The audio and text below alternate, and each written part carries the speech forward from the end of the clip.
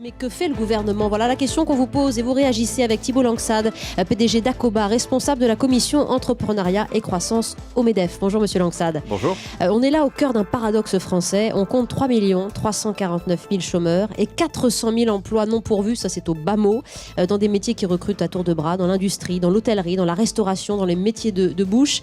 Si vous êtes avec nous, c'est que le MEDEF a décidé de prendre le taureau par les cornes et lancer une grande campagne télé, 115 clips pour 115 métiers qui manquent de main-d'œuvre pour vanter ces métiers d'agents machinistes, de poissonniers, de conducteurs de travaux. Qu'est-ce qui fait que ces dizaines de métiers, Thibault Langsade, ne trouvent pas de preneurs aujourd'hui en France? Il y a plusieurs raisons à cela. Beaucoup de ces métiers ne sont plus à la mode. Donc, vous savez, les phénomènes de mode, ça existe. Ça existe également dans les métiers, donc il faut s'en préoccuper.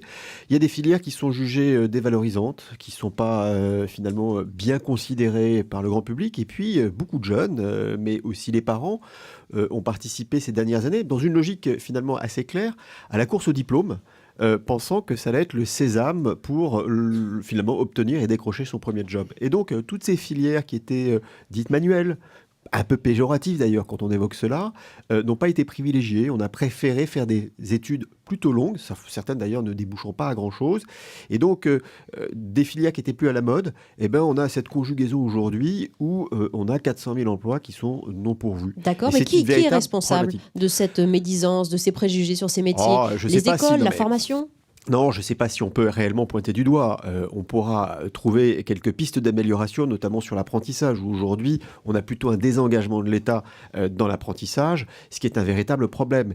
Mais quand on a eu une conjoncture économique aussi difficile, pendant longtemps, on a considéré que le diplôme était l'outil nécessaire au retour à l'emploi, on a favoriser plutôt les études longues, pensant que ça allait être le sésame. Maintenant, il faut qu'on revienne un peu en arrière. Certaines formations, notamment de BTS, plus pragmatiques, on voit qu'aujourd'hui, ils ont tiré leur chapeau de cette situation.